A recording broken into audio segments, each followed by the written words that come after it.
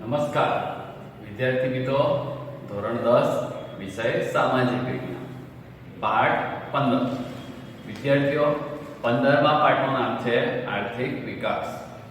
આ પાઠમાં આપણે આર્થિક વિકાસની સમજૂતી, પછી વિકાસશીલ અર્થતંત્રના લક્ષણો, આર્થિક અને બિન આર્થિક પ્રવૃત્તિ, ભારતીય અર્થકરણના માળખા અને ઉત્પાદનના સાધનો અહીંયા સુધી આપણે ભણી ગયા.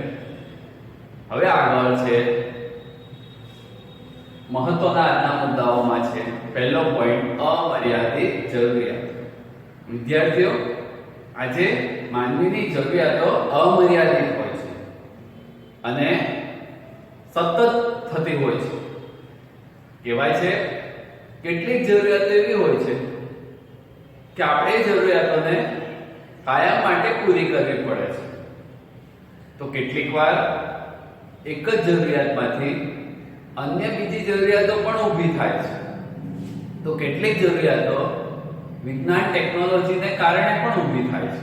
આમ માનવીની જરૂરિયાતો અમર્યાદિત છે, પણ કહેવાય છે એ જરૂરિયાતોને પૂરી કરવા માટેના સાધનો પાછા મર્યાદિત છે.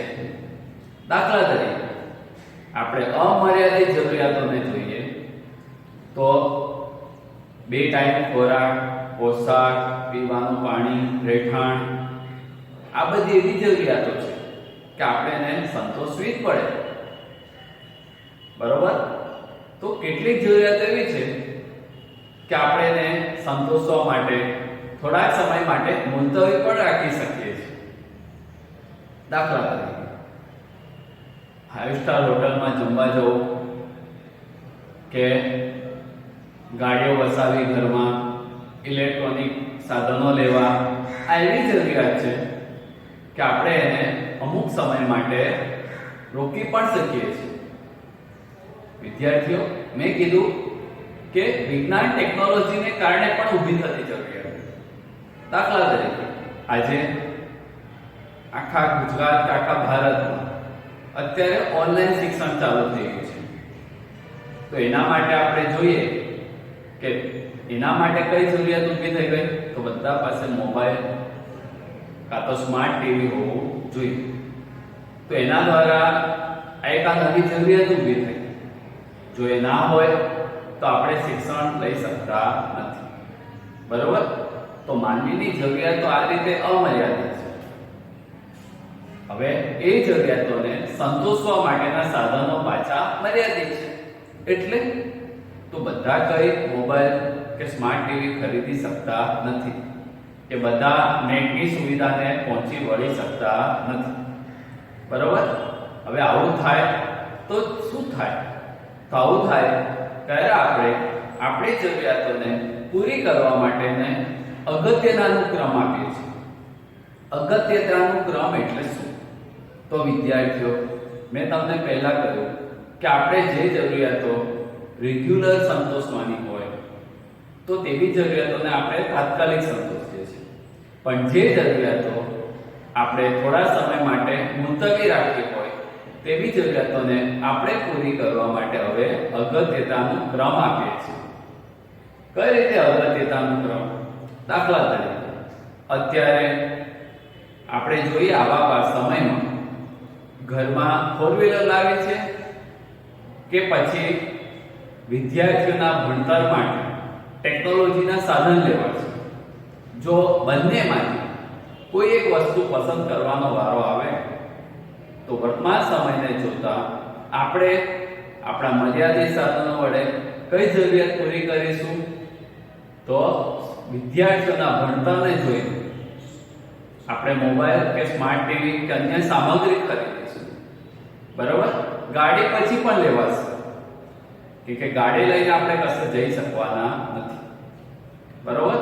તો આ મર્યાદિત સાધનો અને મર્યાદિત સાધનો વડે જો આપણે આપણી જરૂરિયાતો પૂરી કરવી હોય તો તેને અગત્યતાનો ક્રમ આપવો પડે છે. તો આપણે ઘરમાં પણ આ જ રીતે આપણી બધી જરૂરિયાતો પૂરી કરતા હોઈએ છીએ. ચલો વિદ્યાર્થીઓ, બીજી વસ્તુ છે કે ઉત્પાદનનું એક સાધન આમ તો અનેક ઉપયોગો ધરાવે છે. દાખલા તરીકે આપણી પાસે પૈસા છે, એ પૈસા આપણી પાસે છે તો આપણે એમ થાય કે આ પૈસાનો આપણે ટીવી લઈ લઈએ, મોબાઈલ લેવો છે મોંઘો, ફ્રીજ લઈએ, ગાડી લઈએ, ઘણી બધી આપણે જરૂરિયાતો પૂરી કરી શકીએ છીએ. પણ ઉત્પાદનનું આ સાધન એટલે કે પૈસા છે આપણી પાસે, એ પૈસા વડે જો આપણે તાત્કાલિક કોઈ વસ્તુ લાવી હોય કે આપણે આપણી જરૂરિયાતો સંતોષવી હોય તો આપણે આટલા બધામાંથી ટીવી, મોબાઈલ, ફ્રીજ, ગાડી આ બધામાંથી જો કોઈ એક વસ્તુ લાવી તો બીજી વસ્તુને જતી કરવી પડે. સમજી ગયા તમે? દાખલા તરીકે ઘરમાં જો ટીવી જ ના હોય અને ટીવી લાવવાનો વાત આવે તો આપણે પછી ફ્રીજ કે ગાડી જેવી વસ્તુઓને શું કરીએ? જતી કરીએ. એ સંતોષવા માટે જ્યારે આપણી પાસે ભવિષ્યમાં ફરી પૈસા આવે, નાણાં આવે, ત્યારે આપણે એમાંથી જે વસ્તુ તાત્કાલિક સંતોષવા જેવી લાગે તેને આપણે સંતોષીએ. આમ ઉત્પાદનનું એક સાધન આમ તો અનેક ઉપયોગો ધરાવે છે, પરંતુ ઉત્પાદનનું એક સાધન એક સમયે માત્ર એક જ ઉપયોગ ધરાવે છે.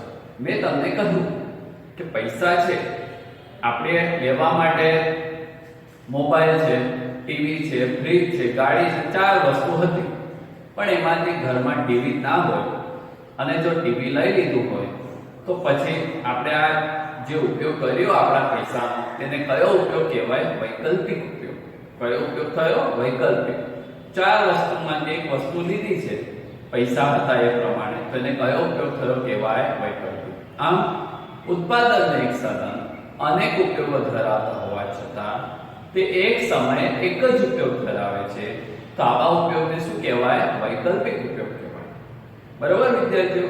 હવે આપણે આજે આગળ નવો પોઈન્ટ ભણીએ છીએ, ઉત્પાદનના સાધનોની ફાળવણી માટેની પ્રચલિત પદ્ધતિઓ જણાવો. વિદ્યાર્થીઓ, આજે દુનિયાના દરેક દેશમાં માનવની જરૂરિયાતો અમર્યાદિતપણે વધે છે. બરાબર? પણ તે માટેના સાધનો દુનિયાના દરેક દેશ પાસે, દરેક અર્થતંત્ર પાસે મર્યાદિત જથ્થામાં છે. હવે આવા મર્યાદિત જથ્થા વડે જો ઉત્પાદનના સાધનોની વહેંચણી કરવી હોય તો જે તે અર્થતંત્ર પોતાના સાધનોની વહેંચણી કરવા એક યા બીજી પદ્ધતિનો ઉપયોગ કરતો હોય છે. તો એ કઈ પદ્ધતિનો ઉપયોગ કરે છે? તો આપણે એના વિશે આજે અહીં ચર્ચા કરીશું. વિદ્યાર્થીઓ, આજે ઉત્પાદનના સાધનોની ફાળવણી માટેની આપણે મુખ્ય 2 પ્રચલિત પદ્ધતિઓ જોઈએ છે, એક બજારવાદી અને બીજી સમાજવાદી. તો ઉત્પાદનના સાધનોની ફાળવણી કરવા માટેની મુખ્ય પ્રચલિત પદ્ધતિઓ કેટલી છે? 2, બજારવાદી અને સમાજવાદી. તો બજારવાદી એટલે શું? તો વિદ્યાર્થીઓ, બજારવાદી પદ્ધતિ એટલે તો જેમાં ઉત્પાદનના સાધનોની માલિકી ખાનગી અને વ્યક્તિગત હોય છે. બરાબર? આપણે બજારમાં ગયા તો બજારમાં જેટલા પણ માલિકો છે બધા કેવા છે? ખાનગી અને વ્યક્તિગત છે. બીજું, કોઈ પણ આર્થિક નિર્ણય નાણું એટલે કે પૈસાના આધારે લેવાય અથવા ભાવતંત્રના આધારે લેવાય છે. ભાવતંત્ર એટલે શું? તો ઉત્પાદન સાથે સંકળાયેલી બધી બાબતો હોય તો તેને શું કહેવાય? ભાવતંત્ર. દાખલા તરીકે આપણે બજારમાં જે વસ્તુ એની માંગ કેટલી છે, એની કિંમત કેટલી છે, બરાબર, એની ગુણવત્તા કેવી છે, તો આ બધાનો સમાવેશ એમાં થાય? ભાવતંત્ર. તો બજારવાદી પદ્ધતિમાં કોઈ પણ આર્થિક નિર્ણય નાણાંના આધારે લેવાય એટલે નાણું સર્વોપરી છે અને બીજું ભાવતંત્ર. ત્રીજો પોઈન્ટ, બજારવાદી પદ્ધતિમાં ઉત્પાદનના સાધનોની ફાળવણી પણ શેના આધારે થાય? લોકોની માંગ પ્રમાણે થાય છે. બરાબર? જેને જેટલી વસ્તુની માંગ હોય તે પ્રકારેના ઉત્પાદનના સાધનોની ફાળવણી કરવામાં આવે છે. તો બરોબર વિદ્યાર્થીઓ, બજારવાદી પદ્ધતિ એટલે શું? તો આ પદ્ધતિમાં મૂડી એટલે પૈસાનું વધુ મહત્વ છે, એટલે આ પદ્ધતિને બીજું મૂડીવાદી પદ્ધતિ તરીકે પણ ઓળખવામાં આવે છે. શું કહેવાય છે? મૂડીવાદી પદ્ધતિ. બરાબર? તો બજારવાદી પદ્ધતિમાં આપણે કયા કયા પોઈન્ટ જોયા? તો આ પદ્ધતિમાં એક તો નાણું અને ભાવતંત્ર સર્વોપરી છે, બીજું ઉત્પાદનના સાધનોની માલિકી ખાનગી અને વ્યક્તિગત હોય છે, કોઈ પણ આર્થિક નિર્ણય ભાવતંત્રના આધારે લેવાય છે, બરાબર. અને આ પદ્ધતિમાં નાણાંનું મહત્વ વધુ હોવાથી તેને મૂડીવાદી પદ્ધતિ તરીકે પણ ઓળખવામાં આવે છે, બરોબર. વિદ્યાર્થીઓ, આજે બજારવાદી પદ્ધતિ અપનાવનારા દેશો કયા? તો અમેરિકા, ઇંગ્લેન્ડ અને જાપાન જેવા દેશો આ પદ્ધતિમાં માને છે અને પોતાના સાધનોની વહેંચણી કરે છે, બરાબર. હવે આગળ છે બજારવાદી પદ્ધતિના આપણે જે અત્યારે માહિતી ભણ્યા તેના ઉપરથી છે બજારવાદી પદ્ધતિના લક્ષણો. વિદ્યાર્થીઓ, બજારવાદી પદ્ધતિના લક્ષણો કયા? અત્યારે મેં જે તમને પોઈન્ટ ચલાવ્યા તેના ઉપરથી જ આપણે એના લક્ષણો જોવાના છે. પહેલું, ઉત્પાદનના સાધનોની માલિકી ખાનગી અને વ્યક્તિગત હોય છે. બીજું, કોઈ પણ આર્થિક નિર્ણય નાણું અથવા ભાવતંત્રને આધારે લેવાય છે. ત્રીજું, ઉત્પાદન અને તેના સાધનોની વહેંચણીના કેન્દ્રમાં નફો રહેલો હોય છે. એટલે કે આપણે બજારમાં જોઈએ, આજે વેપારીઓ જાત જાતની દુકાનો કરે છે, બરાબર. એના કેન્દ્રમાં એમનો શું રહેલો છે? નફો. બસ કેટલું કમાવું, કોઈ પણ વસ્તુને વેચતા કેટલો નફો મળે, એ બજારવાદી પદ્ધતિના કેન્દ્રમાં રહેલો છે, બરાબર. તો બજારવાદી પદ્ધતિમાં ઉત્પાદનના સાધનની માલિકી ખાનગી અને વ્યક્તિગત હોય છે, કોઈ પણ આર્થિક નિર્ણય ભાવતંત્રના આધારે લેવાય છે, બરાબર. ઉત્પાદન અને તેના સાધનોની ફાળવણી પણ નફાને આધારે કરવામાં આવે છે અને બજારવાદી પદ્ધતિના કેન્દ્રમાં પણ નફો રહેલો છે. તો વિદ્યાર્થીઓ, આ પોઈન્ટ થયા બજારવાદી પદ્ધતિના લક્ષણો. હવે આગળ ટોપિક જોઈએ કે બજારવાદી પદ્ધતિના લાભ કયા કયા. વિદ્યાર્થીઓ, આજે બજારવાદી પદ્ધતિ છે તો આપણને એના કયા કયા લાભ મળે? દાખલા તરીકે પહેલો લાભ કે વ્યક્તિનું આર્થિક સ્વતંત્ર જળવાય છે. એટલે શું? તો આપણે બજારમાંથી જોઈએ એવી વસ્તુ ખરીદીએ છીએ, આપણા ઉપર કોઈનું નિયંત્રણ હોતું નથી. તો આનાથી વ્યક્તિનું આર્થિક સ્વતંત્ર જળવાય છે. બીજું, ઉત્પાદન મહત્તમ પ્રમાણમાં હાંસિલ કરી શકાય છે. આપણે બજારમાં જોઈએ તો મોબાઈલની કેટલી બધી દુકાન, કપડાની કેટલી બધી દુકાન, વાહન વ્યવહાર, ઇલેક્ટ્રોનિક વસ્તુઓ કેટલી બધી દુકાન છે. તો એનો મતલબ ઉત્પાદન મહત્તમ પ્રમાણમાં હાંસિલ કરી શકાય છે. ત્રીજું, ઉત્પાદનના સાધનોનો કરકસર અને વધુ ઉપયોગ કરી શકાય છે, બરાબર. આપણે આજે બજારમાંથી કોઈ પણ વસ્તુ ખરીદીને લાવીએ છીએ તો એ વસ્તુનો આપણે કેટલો કરકસરપૂર્વક ઉપયોગ કરીએ, બરાબર. એટલે ઉત્પાદનના સાધનનો કરકસરપૂર્વક ઉપયોગ કરી શકાય છે, બરાબર. અને આનાથી અર્થતંત્રને વેગ મળે છે. તેમજ બજારવાદી પદ્ધતિને કારણે આંતરરાષ્ટ્રીય વસ્તુઓનો પણ લાભ મળે છે. આપણે બજારમાં જોઈએ, આપણા ત્યાં બજારમાં દુનિયાના દરેક દેશની વસ્તુઓ મળતી હોય છે, બરાબર. તો બજારવાદી પદ્ધતિના કયા કયા લાભ ગણાવી શકાય? પહેલું, વ્યક્તિનું આર્થિક સ્વતંત્ર જળવાય છે, ઉત્પાદનના સાધનોનો મહત્તમ પૂર્વક ઉપયોગ કરી શકાય છે, મહત્તમ ઉત્પાદન હાંસિલ કરી શકાય છે, આંતરરાષ્ટ્રીય બજારનો લાભ મળે છે, બરાબર. તો વિદ્યાર્થીઓ, આ બધા બજારવાદી પદ્ધતિના શું થયા? લાભ. હવે આપણે આગળ જોઈએ બજારવાદી પદ્ધતિની ખામીઓ. વિદ્યાર્થીઓ, બજારવાદી પદ્ધતિની જેટલા લાભ છે એટલી એની ખામીઓ પણ છે. તો બજારવાદી પદ્ધતિની કઈ ખામીઓ? તો પહેલું, બજારવાદી પદ્ધતિમાં બધી જ વસ્તુનું ઉત્પાદન પોતાને નફાને ધ્યાનમાં રાખીને કરવામાં આવે છે અને એને ધ્યાનમાં રાખીને થાય એટલે શું થાય? ગ્રાહકો અને ગરીબ વર્ગના લોકોનું શોષણ થાય છે, બરાબર. આપણે બજારમાં જઈએ તો મોટા ભાગની વસ્તુ આપણને ઘણીવાર મોંઘી મળતી હોય છે, એટલે ગરીબો હોય કે અમુક ગ્રાહકોનું છેતરપિંડી થવાને કારણે એનું શું થાય? શોષણ થાય. બીજું, બજારવાદી પદ્ધતિ છે એટલે બજારમાં મળતી બધી જ વસ્તુ કેવી હોય છે? મોજશોખ વાળી મળે છે, મોજશોખ, જેના કારણે ગરીબ અને મધ્યમ વર્ગના લોકોને નુકસાન થાય છે. તમે સમજી ગયા ને? આજે બજારમાં આપણે, મેં તમને ભલે પહેલા કહ્યું કે મોબાઈલની દુકાનો છે, કપડાની દુકાનો છે, પણ આનાથી ગરીબ વર્ગના લોકોને શું થઈ જાય? નુકસાન, બરોબર. ત્રીજું, ઇજારાશાહીના દૂષણો જોવા મળે છે. ઇજારાશાહી એટલે શું? તો ઘણીવાર બજારમાં એક જ દુકાનદારનું એક હથ્થું શાસન ચાલતું હોય, બસ એ કપડાવાળા હોય, ઇલેક્ટ્રોનિક વસ્તુવાળા હોય કે પછી નાસ્તાવાળા કેમ ના હોય, આપણે ઘણીવાર એ દુકાનદારના નામ પર જો કોઈ વસ્તુ ખરીદી હોય અને પાછળથી આપણને અન્યાય થાય, એટલે કે જો કપડા કોઈ સારી દુકાનમાંથી લાયા હોય, દુકાનનું નામ જોઈને લાયા હોય તો કપડા ફાટી જાય કાં તો આપણી પાસેથી વધારે કિંમત પણ લઈ લેવામાં આવે, એટલે એ બજારવાળી પદ્ધતિની શું થઈ? ખામીઓ થઈ. તો બજારવાળી પદ્ધતિની ખામીઓ કઈ કઈ થઈ? પહેલું, બધી જ મોજશોખની વસ્તુનું ઉત્પાદન થાય જેના કારણે ગરીબ અને મધ્યમ વર્ગના લોકોને અન્યાય થાય. બીજું, ઇજારાશાહીના દૂષણ જોવા મળે. ત્રીજું, ગરીબી અને મજૂરોનું કે ગ્રાહકોનું શું જોવા મળે? શોષણ અથવા છેતરપિંડી થાય. બરાબર? અને બીજું, આ પદ્ધતિમાં રાજ્ય સરકાર નથી આવતી. બજારવાળી પદ્ધતિમાં વચ્ચે કોણ નથી આવતું? રાજ્ય સરકાર.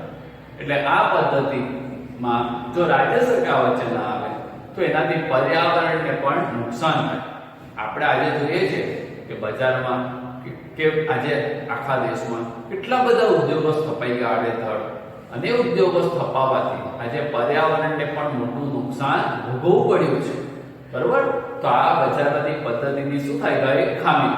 તો વિદ્યાર્થીઓ, અત્યારે આપણે પહેલો ટોપિક કયો ભણ્યા? બજારવાળી પદ્ધતિ, તેના લક્ષણો, લાભ અને ખામી. બરોબર? હવે આપણે આજે ઉત્પાદનના સાધનોની ફાળવણી કરવા માટેની જે બજારવાળી પદ્ધતિ આવી હતી, પણ આ પદ્ધતિ કેવી ગઈ? નિષ્ફળ. કારણ કે એની ખામીઓ છે.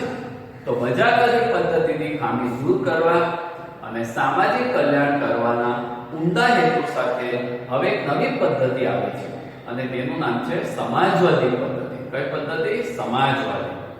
વિદ્યાર્થીઓ, સમાજવાદી પદ્ધતિ એટલે શું? તો સમાજનું કલ્યાણ કરવાના ઉમદા હેતુ સાથે આવેલી પદ્ધતિ એટલે સમાજવાદી પદ્ધતિ. બરાબર? આ પદ્ધતિ બજારવાદી પદ્ધતિથી તદ્દન વિરોધી છે. સમાજવાદી પદ્ધતિ એટલે બજારવાદી પદ્ધતિથી તદ્દન વિરોધી છે. બરાબર? આ પદ્ધતિમાં સમગ્ર અર્થતંત્રનું સંચાલન રાજ્ય સરકાર કરે છે. આ પદ્ધતિમાં સમગ્ર અર્થતંત્રનું સંચાલન કોણ કરે? રાજ્ય સરકાર. દાખલા તરીકે, ઉત્પાદનના સાધનોની માલિકી રાજ્યની, ઉત્પાદનના સાધનોની વહેંચણી પણ રાજ્ય સરકાર કરે. અહીંયા લોકોની માંગને મહત્વ આપવામાં આવતું નથી, પણ સમાજવાદી પદ્ધતિ એટલે લોકોની જરૂરિયાતને ધ્યાનમાં રાખી અથવા લોકોનું કલ્યાણને જોઈને અહીં વસ્તુની વહેંચણી કરવામાં આવે છે. બરાબર? તો સમાજવાદી પદ્ધતિ એટલે રાજ્ય દ્વારા સંચાલિત છે. ઉત્પાદન પણ રાજ્ય કરે, તેની વહેંચણી પણ રાજ્ય કરે. બરાબર? અહીંયા લોકોની માંગ કે પસંદગીને મહત્વ આપવામાં આવતું નથી, પણ સમાજના લોકોની જરૂરિયાતને ધ્યાનમાં રાખીને રાજ્ય સરકાર દ્વારા ઉત્પાદનના સાધનોની ફાળવણી કરવામાં આવે છે. વિદ્યાર્થીઓ, સમાજવાદી પદ્ધતિ અપનાવનારા દેશો કયા? તો રશિયા અને ચીન. કેમ કે આ બંને દેશો કેવા છે? સામ્યવાદી છે. બરોબર? હવે આપણે આગળ સમાજવાદી પદ્ધતિના પણ લક્ષણ, લાભ અને ખામીઓ જોઈએ. વિદ્યાર્થીઓ, સમાજવાદી પદ્ધતિના લક્ષણો કયા? તો મેં તમને અત્યારે જે માહિતી આપી એ માહિતીના આધારે જોઈએ તો સમાજવાદી પદ્ધતિના પહેલું લક્ષણ, ઉત્પાદનના સાધનોની માલિકી કોની છે? રાજ્ય સરકારની છે. બીજું, ઉત્પાદનના સાધનોની ફાળવણી પણ કોણ કરે છે? રાજ્ય સરકાર કરે છે. ત્રીજું, અહીંયા વ્યક્તિને તેના કાર્ય માટે કે મજૂરને તેના કામ માટે વેતન આપવામાં આવે છે. આપણે અહીંયા જોઈએ છે આપણે ત્યાં કે અહીંયા દરેક કોઈને કોઈ વ્યક્તિ સરકારી નોકરી કરે છે, એના બદલામાં એના કામ પ્રમાણે શું આપવામાં આવે છે? વેતન. તો પહેલું, ઉત્પાદનના સાધનની માલિકી રાજ્ય સરકારની છે. ઉત્પાદનના સાધનોની ફાળવણી પણ રાજ્ય સરકાર કરે છે. મજૂરને તેના કામ માટે વેતન આપવામાં આવે છે. બરોબર? હા, આ પદ્ધતિમાં વ્યક્તિગત સ્વતંત્રતા હોતી નથી. બરોબર? અને વસ્તુની વહેંચણી લોકોની માંગ પ્રમાણે કે પસંદગી પ્રમાણે નહીં, સમાજની જરૂરિયાતને ધ્યાનમાં રાખીને કરવામાં આવે છે. તો આ સમાજવાદી પદ્ધતિના શું થયા? લક્ષણો. વિદ્યાર્થીઓ, હવે એના ઉપરથી આપણે એના લાભ જોઈએ કે સમાજવાદી પદ્ધતિ આજે સામાજિક કલ્યાણ કે ઉમદા ધ્યેય સાથે આવે.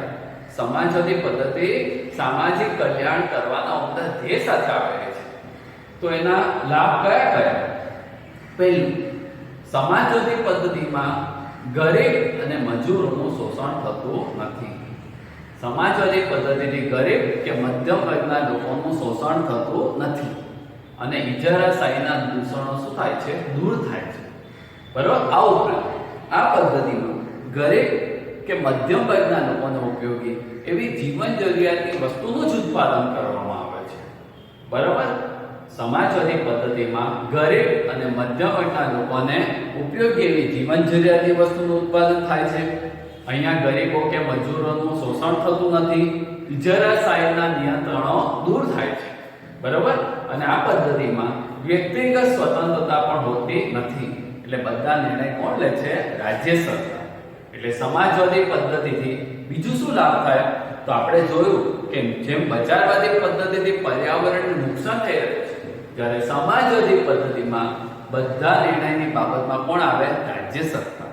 જેના કારણે અહીંયા પર્યાવરણનું દૂષણ પણ થતું નથી. તો આ સમાજવાદી પદ્ધતિના શું થયા? લાભ થયા. બરોબર. હવે એના પછી છે સમાજવાદી પદ્ધતિની ખામીઓ. વિદ્યાર્થીઓ, સમાજવાદી પદ્ધતિની ખામીઓ કઈ કઈ?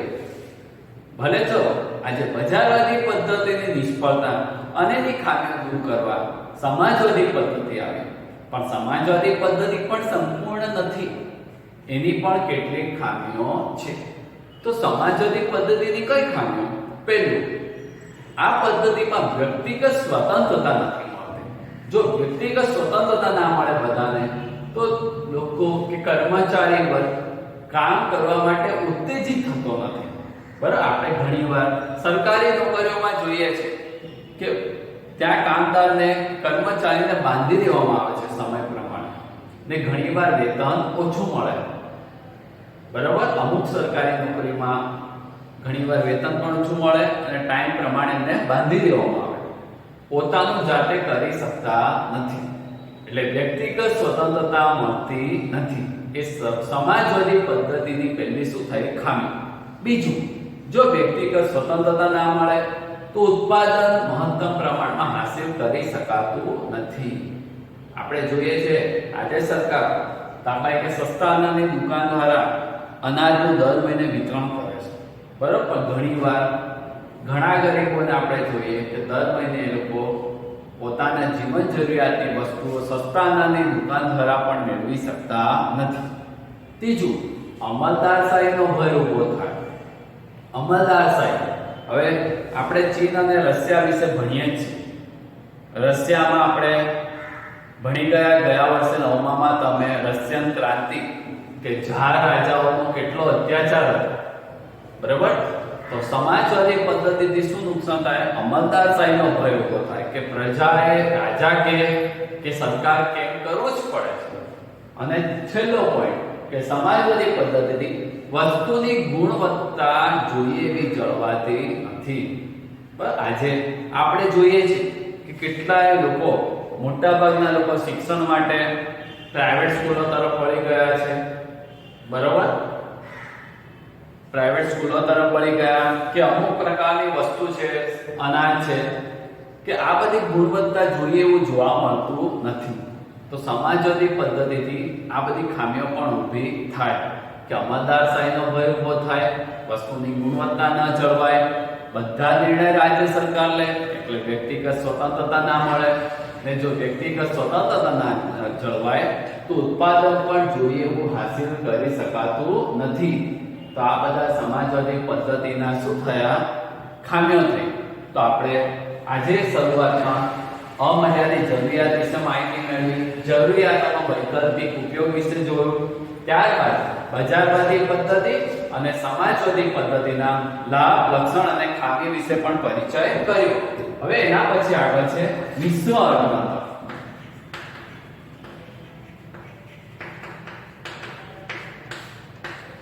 વિદ્યાર્થીઓ, મિશ્ર અર્થતંત્ર એટલે શું? તો મિશ્ર અર્થતંત્ર એટલે જેમાં બજારવાદી પદ્ધતિ અને સમાજવાદી પદ્ધતિ બંનેનો સમન્વય થયો હોય. પણ બજારવાદ એટલે અહીંયા એને શું કહેવાય? ખાનગી ક્ષેત્ર કહેવામાં આવે. શું કહેવામાં આવે? ખાનગી ક્ષેત્ર. અને સમાજવાદ એટલે એને શું કહેવાય? જાહેર ક્ષેત્ર. સમાજવાદમાં શું કહેવાય? જાહેર ક્ષેત્ર. હવે મિશ્ર અર્થતંત્ર એટલે શું? તો જેમાં આજે આપણે જોઈએ, ફરીથી એકવાર કહું છું કે ઉત્પાદનના સાધનોની ફાળવણી કરવા માટેની બે પ્રચલિત પદ્ધતિઓ હતી, બજારવાદી અને સમાજવાદી. પણ બંને પદ્ધતિઓમાં ખામી મળી એટલે હવે ઉત્પાદનના સાધનોની ફાળવણી કરવા માટે બજારવાદી પદ્ધતિ અને સમાજવાદી પદ્ધતિ બંને વચ્ચેનો મધ્યમ માર્ગ અથવા બંને પદ્ધતિના સારા તત્વોનો સુમેળ કરીને આવેલી પદ્ધતિ એટલે તેને શું કહેવાય? મિશ્ર અર્થતંત્ર. બરોબર? ચલો, આ પદ્ધતિમાં બે ક્ષેત્ર છે, ખાનગી ક્ષેત્ર અને જાહેર ક્ષેત્ર. વિદ્યાર્થી, ખાનગી ક્ષેત્રની વાત કરીએ તો મિશ્ર અર્થતંત્રના ખાનગી ક્ષેત્રમાં શું હોય? તો દાખલા કે બજારમાં આપણે જોઈએ નાના મોટા વેપારી હોય, ખેડૂત હોય, ખેતી, છૂટક અને જથ્થાબંધ વેપારી. તે બધાનો સમાવેશ કયા ક્ષેત્રમાં થાય? ખાનગી. ફરીથી, ખેડૂત, ખેતી, છૂટક અને જથ્થાબંધ વેપારી, આ બધાનો સમાવેશ કયા ક્ષેત્રમાં થાય? ખાનગી. જ્યારે જાહેર ક્ષેત્ર એટલે સરકાર ચલાવે છે. ધારો કે આપણા દેશમાં રેલવે છે, અણુ પરીક્ષણ ચાલે, નદી ઉપર ડેમ બંધાય, બરાબર? આ બધાનો સમાવેશ કયા ક્ષેત્રમાં થાય? જાહેર. જો આખા દેશમાં રેલવે ચાલે, અણુ પરીક્ષણ ચાલે, બરાબર, બંધો બંધાય, જો બધું સરકાર કરે અને વેપારીઓ ખાનગી ક્ષેત્રમાં પોતાના માટે કરે, તો એનો મતલબ આખો દેશ કોણ ચલાવે છે? જાહેર ક્ષેત્ર. આખા દેશનો ભાર કોના ઉપર આવે? જાહેર ક્ષેત્ર. જાહેર ક્ષેત્ર એટલે સરકાર. જો આખા દેશનો ભાર સરકાર પર આવે તો એનાથી શું થાય? તો એનો મતલબ આપણા દેશના લોકોને આપણે કોઈ પણ વસ્તુ બજારમાંથી ખરીદીએ છીએ, એ વસ્તુ પર આપણે શું ચૂકવીએ છીએ? ટેક્સ. અથવા જો આપણે બેંકમાંથી લોન લઈએ તો એના ઉપર શું આપીએ છીએ? આપણે વ્યાજ. બરોબર? તો મિશ્ર અર્થતંત્ર પ્રમાણે બજાર સંપૂર્ણ મુક્ત હોતા નથી, કારણ કે આપણા દેશમાં મોટા ભાગનું બધું કામ સરકાર કરતી હોય, તો પછી આપણે જે કંઈ કરવા જઈએ તો એ બધા ઉપર સરકાર આપણી પાસેથી ટેક્સ, કરવેરા લે. અને એ ટેક્સ કે કરવેરાનો લાભ સરકાર કોને આપે? તો નાગરિકોની અમુક જરૂરિયાતો પૂરી કરે. ગામડાઓમાં સસ્તા અનાજની દુકાન છે, આરોગ્યની સવલત પૂરી કરવાની, રસ્તા બનાવવાના, બરોબર? કે પછી ગામડાના લોકોને ગૃહ ઉદ્યોગ શરૂ કરાવી આપવાના. જો કહેવાય છે આ પદ્ધતિમાં કોઈ વ્યક્તિ અનિચ્છનીય વસ્તુનું ઉત્પાદન કરતો હોય તો એના ઉપર તો સરકાર ભારે ટેક્સ નાખે. જો કોઈ અનિચ્છનીય વસ્તુનું ઉત્પાદન કરે તો સરકાર એના ઉપર ભારે ટેક્સ નાખે છે. એટલે કહેવાય મિશ્ર અર્થતંત્ર. એટલે તો જેમાં એક બાજુ લોકો ઉપર લોકોને છૂટછાટ આપવામાં આવે છે, બીજી બાજુ એના ઉપર અંકુશ મૂકવામાં આવે છે. એટલે મિશ્ર અર્થતંત્રને બીજા કયા નામથી ઓળખવામાં આવે? નિયંત્રિત આર્થિક પદ્ધતિ. શું કહેવાય? નિયંત્રિત આર્થિક પદ્ધતિ. બરોબર? કે આપણે જોઈએ કે આપણો દેશ બે રીતે ચાલે, ખાનગી માલિક પણ ચલાવે છે અને સરકાર પણ ચલાવે છે. પણ સરકાર પર બજેટ વધારે આવે છે એટલે સરકાર શું કરે કે આપણા બધા પાસેથી જુદા જુદા સ્વરૂપમાં ટેક્સ લે, કરવેરો લે, ઘર વેરો લે અને એનો લાભ સમાજના લોકોની જરૂરિયાત માટે પૂરું કરે. તો મિશ્ર અર્થતંત્ર આ પદ્ધતિ અપનાવનારા દેશો કયા છે? તો ભારત અને ફ્રાન્સ. મિશ્ર અર્થતંત્ર અપનાવનારા દેશો કયા છે? ભારત અને ફ્રાન્સ. વિદ્યાર્થીઓ, આજે વિશ્વમાં ઉત્પાદનના સાધનોની ફાળવણી કરવા માટેની બે પ્રચલિત પદ્ધતિઓ તો હતી. આપણે બંને વિશે ભણી ગયા, બજારવાદી અને સમાજવાદી. પણ એ બંને પદ્ધતિનો સમન્વય કરીને કઈ પદ્ધતિ આવી? મિશ્ર અર્થતંત્ર. પણ આ પદ્ધતિ પણ સંપૂર્ણ નથી. આ પદ્ધતિમાં પણ ખામીઓ જોવા મળી. કઈ ખામીઓ છે? તો પહેલું, આર્થિક વિકાસનો નીચો દર. બીજું, આર્થિક નીતિના સાતત્યનો અભાવ, સંકલનનો અભાવ. બરોબર? ફરીથી, આર્થિક વિકાસનો નીચો દર, આર્થિક નીતિના સાતત્યનો અભાવ અને સંકલનનો અભાવ એ મિશ્ર અર્થતંત્રની શું ગણાવી શકાય? ખામીઓ. બરોબર? તો વિદ્યાર્થીઓ, આપણે આજે આટલા મુદ્દા ભણ્યા. બજારવાદી પદ્ધતિ, સમાજવાદી પદ્ધતિના લાભ અને ગેરલાભ તેમજ એના લક્ષણો વિશે માહિતી મેળવી. અને મિશ્ર અર્થતંત્ર વિશે પરિચય કર્યો. જે પદ્ધતિ આપણો ભારત દેશ માને છે તેને શું કહેવાય? મિશ્ર અર્થતંત્ર. વિદ્યાર્થીઓ, આજ રોજ આપણો આ 15મો પાઠ પૂરો થાય છે. બરાબર, 15મા પાઠના બધા પ્રશ્નો મહત્વના છે. તમને આગળ આ પાઠમાં જેટલું ચાલ્યું હતું તેનું પણ તમને હોમવર્ક આપવામાં આવ્યું છે. આજે જેટલું ચાલ્યું છે એટલું હોમવર્ક પણ તમને આજે આપવામાં આવશે. તો એ પ્રશ્નો તમારે પાઠ્યપુસ્તક આધારિત મોઢે કરીને લખવાના રહેશે.